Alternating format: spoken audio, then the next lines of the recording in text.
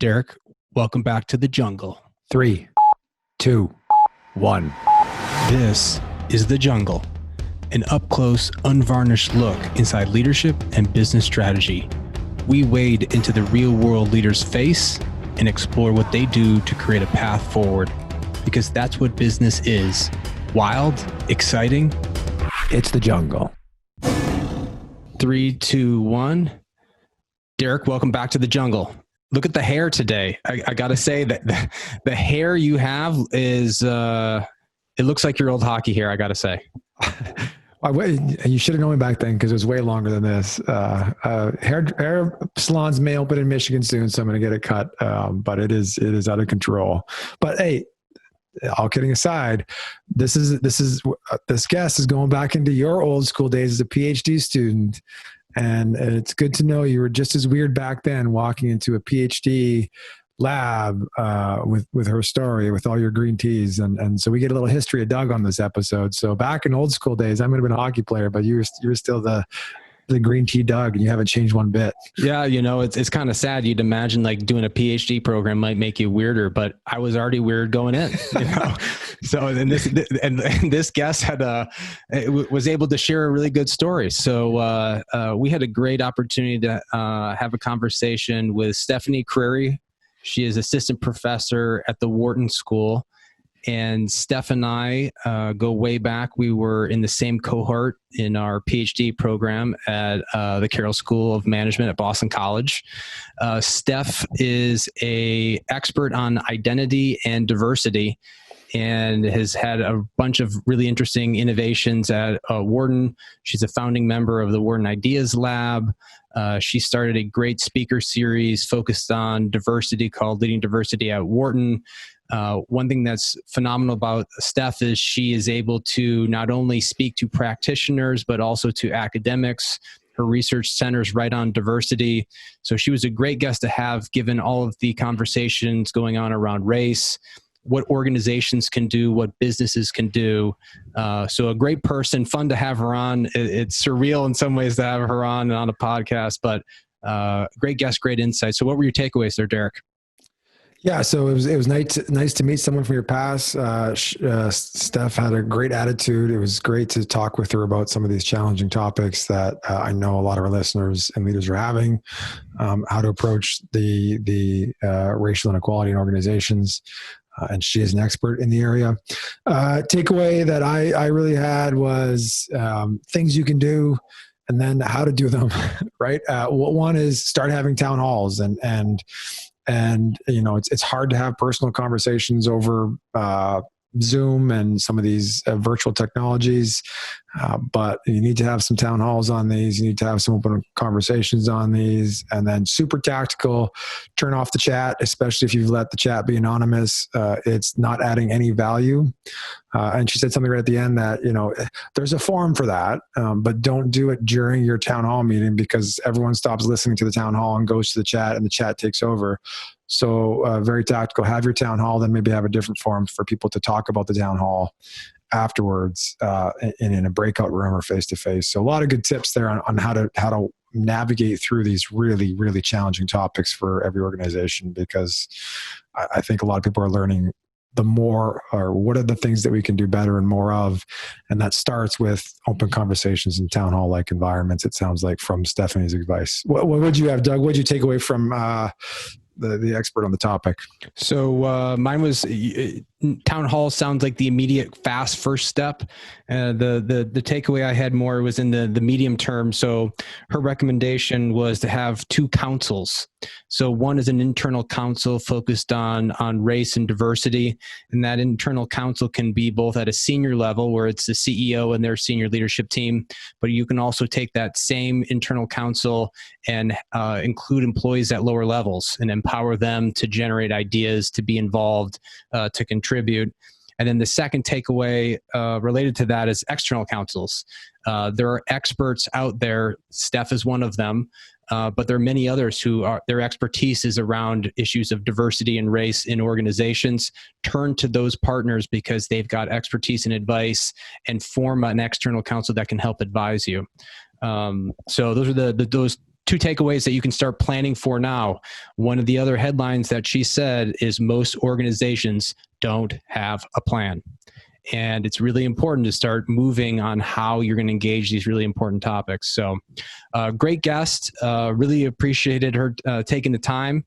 And we hope everybody enjoys this conversation with Stephanie Creary.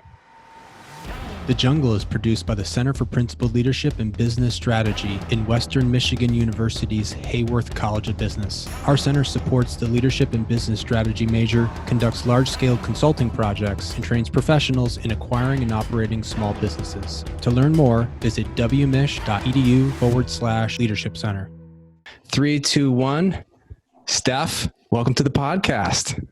Thank you for having me. I appreciate it. For all the listeners out there, well, first we have to do a cheers. Cheers, Steph. Cheers. Thanks for coming on.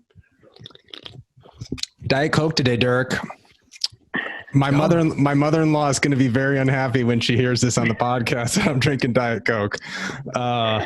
So for all the listeners out there, this is a very special podcast episode because Steph and I know each other well.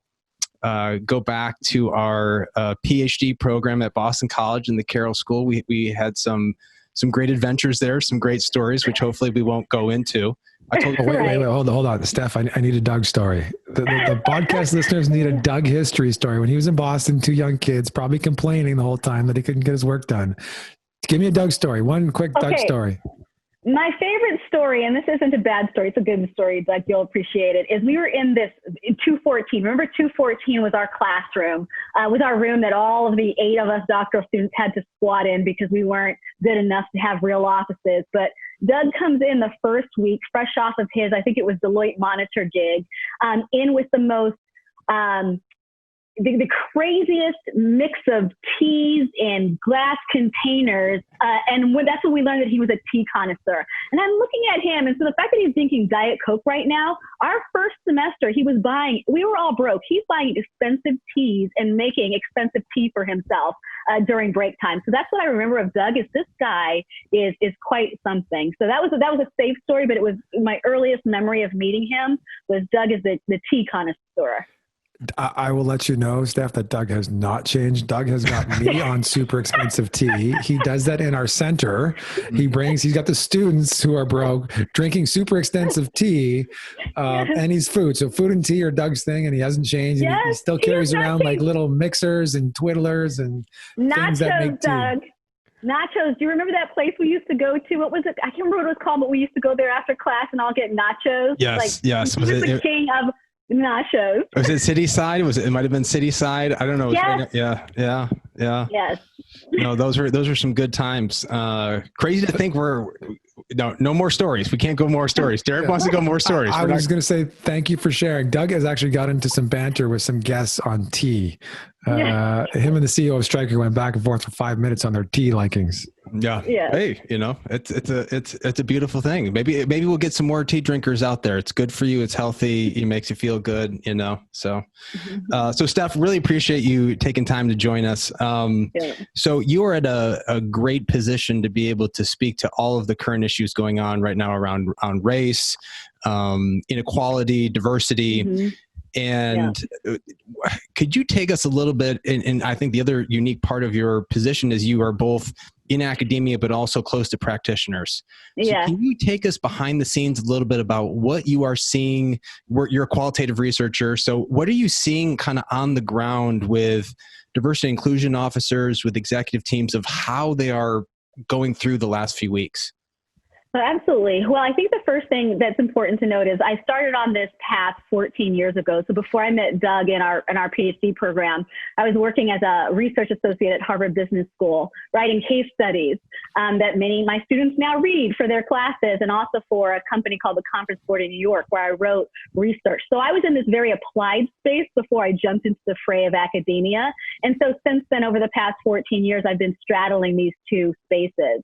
What's been really interesting to me is that things have not changed in 14 years dramatically. What has changed is companies' willingness to go on the record and talking openly about race and racism. I can't believe this is happening, and I'm so excited that it's been happening. Back 14 years ago when I was studying companies' diversity practices, we were trying to make sense of what companies at that time we're calling a global diversity strategy. And that is how do we take this thing that oftentimes was conceptualized in the U.S. on U.S., what were construed as U.S.-based problems, and how do we scale that globally?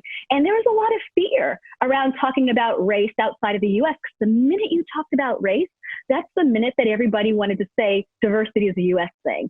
So companies actually have some baggage in their past, and that's called we don't know what to do about race. And so right now I see them trying to figure out, well, we said it wasn't a big issue for a global company. It was really just a U.S. thing. But now we have to contend with the fact that people are protesting in Berlin, of all places, right? In Australia, in South Africa. So I think what's been interesting about the past couple of weeks, first, is how they're trying to reconcile maybe some of the damage that they did around this conversation years ago when it was swept under the rug in favor of conversations like gender, and trying to move on that front. One of the things that has happened, it seems, in the last couple of weeks is things have been moving so quickly. And are you seeing or hearing any of what are the immediate challenges that they are facing in terms of what they do first, what they do second, how they proceed? Because it seems there's all of a sudden there's this avalanche of stuff you could do, and it just so what are you seeing? Yeah. So the first step after the statements, we've all seen the statements. The first step has been to have two sorts of town halls, right? One sort of town hall has been a convening of employees. Most of these convenings of employees have been all employees, not specific just to the Black employees. There's been a lot of banter around, should we just convene the Black employees or do we convene all employees? For the most part, the convenings have been of all employees to talk about issues of race in the company. The other type of convening has been one where they ask experts like myself to come in and shed some knowledge, show them science, show them data to help them to understand that this is something important, which is a very interesting way to think about how we're going to make sense of this challenge through data. And I think the third thing has certainly been about, do we form a committee? Is this the diversity leader's role to figure out the action plan? Do we bring in the NAACP? Do we bring in the Urban League? So that's sort of what the immediate past 2 weeks have been around, is focusing on the statements, the who do we convene and how, and who's going to help us strategize about what to do next. When you are looking at these town halls, and let's say it's an all-employee town hall, are you seeing anything from companies that is working more effectively, or from your own research that you think this is the way to conduct one of these town halls? Yeah, so we're now in this virtual space, right? So this is not the ideal best practice for conducting any types of sensitive conversations.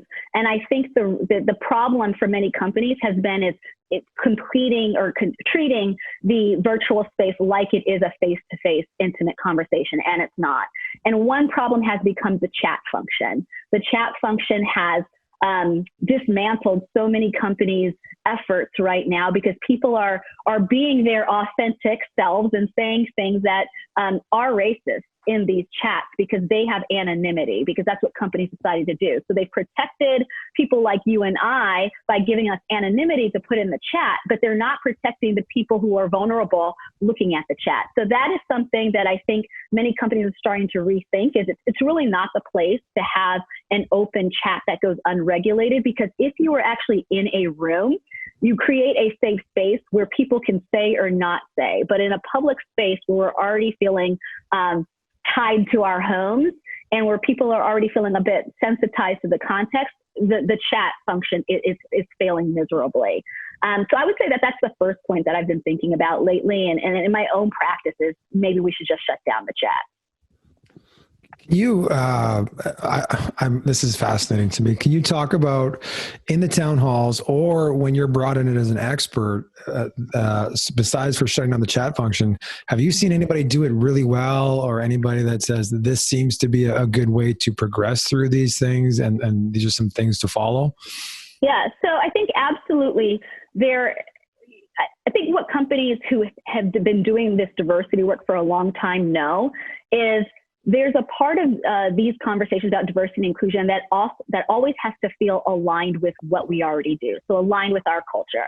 So if in our culture, we have panels and there are senior leaders always on the panel, we don't want to take senior leaders off the diversity and race panel. We actually want to make sure that we're still putting the senior leaders.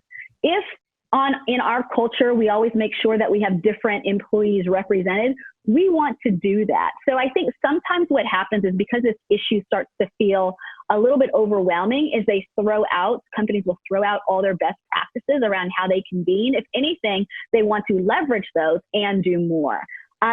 So panels are a commonplace, are a common set of ways in which companies organize and talk about what's happening. I think the other piece is how they're going to manage the discussion. And so if the chat function is not working, which it isn't working, it's how do we create breakout rooms? That has been one opportunity for companies, is they either scheduled in another forum or in that same forum, small breakout groups where people are looking at each other face to face, right? And that makes the moment more intimate, and people are less likely to use some of the language that they've used previously in the chat that is sort of making things a lot more difficult. So I see those working well. I mean, I'm an outsider. It always helps to bring in an outsider. And certainly someone who, in my case, is a scientist, to be able to say, we've been here before. Let's talk about what's new now and how you take advantage of the moment and make things better. I've been getting some good feedback on just actually having me there, even if I'm only there for 10 minutes, seems to be having an effect as well. Do you have any, if for an employee entering these meetings, from your expertise, very tactical things about how do you start these conversations? How do you progress through them? These town halls can be uncomfortable for some and tricky. What's the proper way to walk into those? Because we want to give our leaders some tips on how to start this in your organization. Because I think everyone, like you said, is trying to do what they're doing, but do more now. Yeah, it's a great question. I was just on the phone about an hour ago with a pharmaceutical company that asked me the same question. And I will tell you, everyone who reaches out to me, maybe it's because I'm at Wharton and it's a conservative institution, the first thing that they say is, we're a conservative institution. How do you have a conversation about race in a conservative institution? And I'm like, well, I've actually become pretty good at this in the past 3 years. I don't know how many more business schools are more conservative than mine, maybe one or two. But I say, what we do on the first day of class, after I've told the students how much homework they're going to have and they've complained about, right, having to do work, is we actually talk about norms that we want to observe over the course of 7 weeks. Now, I'm going to say people who take my diversity course that I teach have willingly signed up for this experience, but that doesn't make them any better or any less fearful at having a conversation about race. So what we do on the first day is I have an activity where I ask them to talk in small groups around the things that they are the most afraid of happening, and the things that they would like to see happen in order for us to have an effective conversation. Over the years, that has evolved into, because the students say the same things year over year over year, I've learned that these are the things that many people seem to be afraid of. So now what I do is I actually feed the students, here's what all your classmates are afraid of. Do you agree or disagree? And their job is to come up with tactical, observable things that they want people to say and do over the course of 7 weeks that helps them to understand that we're doing what we're saying. So for example, somebody says something and my reaction is, that sounds racist, right? Now, what that person who said it might be afraid of is that I would say, well, you're racist. And then the whole conversation breaks down. So what we are teaching ourselves to do, the students in my class have said they would like, as opposed to you saying that's racist or you're racist, here's what I think I hear you saying, right? And here's what it feels like to me when you say what you say. Is that what you mean to say, or are you trying to say something different? So we've talked a lot about inquiry as the number one strategy for when somebody says something and you have a viscerally negative reaction, because sometimes it is bad language and sometimes it is the person just really doesn't have a perspective that's much more inclusive. So we try to use these opportunities as learning opportunities as opposed to labeling opportunities, which is what they often become. So I've been sharing that with companies, and some of them have been trying it out either before you get to the meeting, right? So setting norms before we have this town hall, or using that as part of the town hall. How about we transition a little bit over to your expertise, which is around identity, which is around diversity, and particularly in organizations and relationships. When you look out past these town halls and you start seeing all the different ways that organizations can engage around race, what do you suggest people prioritize? What does the science say we should be focusing on first versus second? Yeah, so the practitioners, the people in organizations like to use now the word allyship, right? As an academic, I think about that. My academic home is around building positive work relationships. And so it's not the assumption that that is an easy thing, but it's the assumption that at the core of all the work we do are interactions with other people, and that we would like for those interactions to be mutually beneficial. And obviously, we would like those interactions that we have to support the organizations in which we work. So a lot of my work that I've done around looking at the quality of a relationship, specifically for me, it's been between people who are in minority groups and majority groups, or people who are managers and subordinates. If that's not a complicated relationship, I don't know what is. But those are the types of things that I've been looking at. And so when we overlay this conversation, one of the things that I've been talking to companies about is, what about the white manager and the black subordinate, right? What have I learned from my own research or research that's out there is, how do they navigate an effective relationship, or in corporate speak, ally? How do we develop effective ally relationship given these dynamics? Or a white colleague and a black colleague, right? Same level, both junior or both senior. And so it's been a great opportunity to not only enhance the research that I have in progress, but to look at some of the research I've already done, my colleagues have already done, and apply it to this situation. One thing that I'm seeing is the speed of these events are moving so fast. And there's opportunities to engage on training internally, on donations, on engaging your community in different ways. And you see a flurry, and we were talking about this before, a flurry of activity. And how do you advise on going fast versus slow and deliberate? You go too slow and you seem like you're not acting. You go too fast and you're maybe not strategic. How do you think about advising on that? Yeah, so I think that there are a couple of things that can happen fast. Town halls can happen fast. The formation of committees can happen fast. What can't happen fast is a plan, right? And a plan needs to be created, and many of these companies do not have a plan, right? So what things that they're doing are the things that can be done very fast and furiously, but they need to create structures like councils or committees comprised of people who are willing to do the hard long-term work in order for any of this to work out. You know, I often talk about two committees or two councils that exist, because companies that are already doing diversity work probably already have these. So again, it's about leveraging what you already have if you have some good structures. So two examples. The first is, many companies have what's called an internal diversity council. And an internal diversity council is often comprised of senior level people and the people one level down. So for example, the CEO and his or her direct reports. And they are people whose day job role does not have the word diversity in the title. And they are charged to think about diversity as it relates to the various aspects of the firm, in terms of how does that affect employees, how does it affect markets, and so on and so forth. So that's great at the senior level, but as we all know, change doesn't just happen because senior people get together and come up with big fancy plans.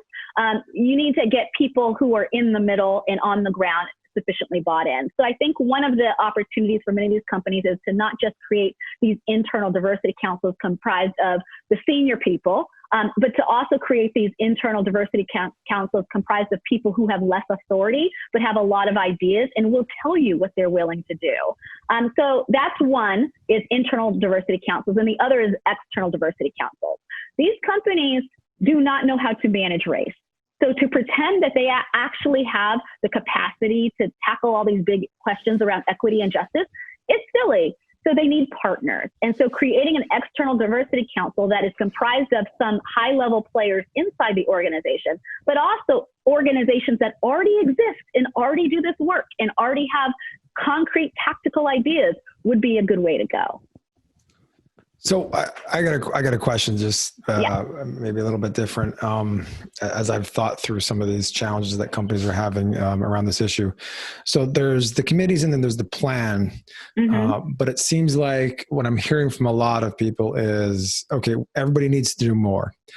Is there any space for innovative ideas in these companies? Is that a good idea? Is that a bad idea to come up with these challenges? Are these committees just lay it on a plan and execute the plan? Or are we going to see a time frame where a lot of different new initiatives emerge as we move along this path of having deeper conversations around these issues? So it depends on the company, right? Because some companies are much more better at being innovative than others are. So you think of the companies, so interestingly enough, we like to talk about tech and we like to say a lot of bad things about tech, but tech has been one of the industries that has been the most innovative in the last 10 years in terms of coming up with solutions to some of these diversity problems, even though they've got a long way to go. So they were the first to talk about blind resume review, whether or not that should be an option or not. So blinding of the resume, for anybody who's not familiar, means that what information do we need to hide so people don't judge you on that and not things that absolutely matter to us. I think other things that have come out of tech are taking the gender bias out of descriptions, job descriptions. That came out of tech. That did not come out of these firms that have been doing this work for so long. But they're also more innovative. That's what tech does, is they operate on the new. So I think it's going to depend on industry and culture. I think it's also going to depend on how much companies really want to invest, because some are saying they want to do all this stuff, and they don't really know what's ahead of them. And so the safe thing to do is to just do what other people are already doing, right? We would call that isomorphism in academia. And we're going to see a lot of that isomorphism, as we have with these statements. I've been waiting to use that word. I haven't with the reporters, but I know I can use it with you. I'm like, what's with the isomorphism? You can definitely use isomorphism on this podcast. Absolutely. For business listeners, it's imitation. Yeah. Yes. Yeah. You copy others. Yes. So let's talk about the third bucket that we wanted to engage you on, that you and I had talked about before the podcast. Was, how is this affecting you personally? You're a Black woman, and this is a personal experience, but you are also an expert on it. Right. You do research on it. How are you experiencing this time? Yeah. This is absolutely the most surreal experience I've ever had in my entire life. Like everybody else, starting with the murder of George Floyd, and then the racist incident in Central Park with Christian Cooper and Amy Cooper. Like the first week, I felt like I couldn't come unglued from the TV. I was getting not much done at all. And I was really feeling very down in the dumps and really just sad and angry about the whole thing. And then fast forward a week later on Monday, I think like everybody else, June 1st, I jumped up and said, I got to do something about this, right? So I moved into action and started doing things that I know to do, channel it into my research, channel into my teaching. The reporters started calling. I think all these people started doing work on June 1st after doing no work for a full week, just glued to the TV. And so for me, it's being able to live and sit in my own pain, because this is my community. This is me. I understand these experiences. They happen to my family. They've happened to me. I am a Black woman walking around an elite business school who has to deal with a lot, from students, from other faculty, from staff, to the person who runs the elevator for our faculty meetings. I mean, there's a lot that I'm navigating, and now it's sort of all on TV. So being in it as a human, but also being the expert that everybody needs to talk to right now it's a real experience. But I think one of the things that we've learned to do as Black individuals, women do it too, other people of color, is code switch, right? Turn it on, turn it off, right? I know how to turn it on when it's me and when it's personal, and to be in my feelings that way. But when I'm being the expert, unless I'm being asked about my personal experiences, and usually I am totally fine sharing with them, most of the time I just disconnect, right? I think the psychoanalyst would call that a repression or something of that nature, right? I've learned to do that, because that is how you survive. That's how I survive walking around on a daily basis. And I don't think I would be able to survive right now with the level of engagement that I have around this topic, around my work, if I was the same Stephanie through all of these experiences. The emotional side of this is I can't imagine. Do you have any, our last question here, like, advice on managing the emotions through this experience, being a leader, being an expert, being a Black woman, to come out of this with great positivity, hopefully, from this situation? Yeah. So I have you know this person, Doug. He's a great scholar at INSEAD, Jean-Pierre Petriglieri, and he is a psychiatrist by training and, management scholar by experience. And he wrote in I believe it was 2012, he talked about, maybe it was 2016, about this word called resilient hope. And resilient hope is, as he said, it's not the unbridled sense of hope that we had when Obama first got elected. For those of us who were really excited about it, we were like, yes, we can do anything. It's this hope that you have after you felt beat up a little bit. And for me, I'm always trying to hold on to that. It's actually an experience of ambivalence. So ambivalence being both positivity and negativity. So I feel sad and I feel angry, but at the same time, the good to me feels like it outweighs the bad. I see so much potential in our current situation right now. I'm seeing signals that I've never seen in my lifetime. And for me, it's just tapping into that resilient hope emotion that's keeping me going. And I would just encourage everybody to find that place. It's okay to be ambivalent. It's great to be ambivalent, but it's even better when the positive outweighs the negative. Amen. That's phenomenal. Let's close out here. We got a little bit of time left. We do rapid fire questions with all of our guests. Are you ready to go? I'm ready. All right. Favorite leader? Favorite leader, President Obama. Courage or compassion? Courage. Speed or accuracy? Speed. Great ideas or great execution? Great ideas. A word to describe your leadership style? Open. I think I know this one. Night owl or early bird? Night owl. Absolutely.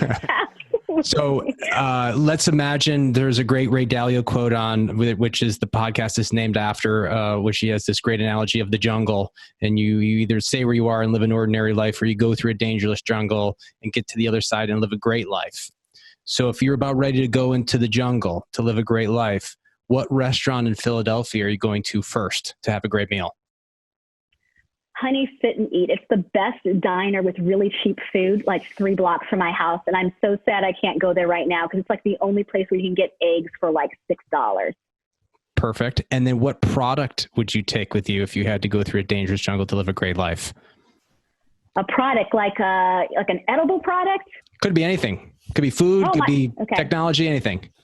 We're going to pick food because it's something that's sustaining me right now is my big bag of peanut M&Ms. There you go. And then the last one is if you had an animal that really captured your leadership style, embodied your leadership, what would your animal be, Steph? A giraffe. A giraffe. A giraffe. Why a giraffe? That was a quick answer. Why a giraffe? I love giraffes, and I went to Africa a couple of years ago, and it's so interesting is that they're very graceful, and I think oftentimes people sort of notice them from like how they look on the outside, but they're pretty fierce. And so I like to think that about myself as somebody who you might not expect some of the things that I'm able to do at face value, but definitely can command a lot of space and a lot of attention if you really stop and pay attention.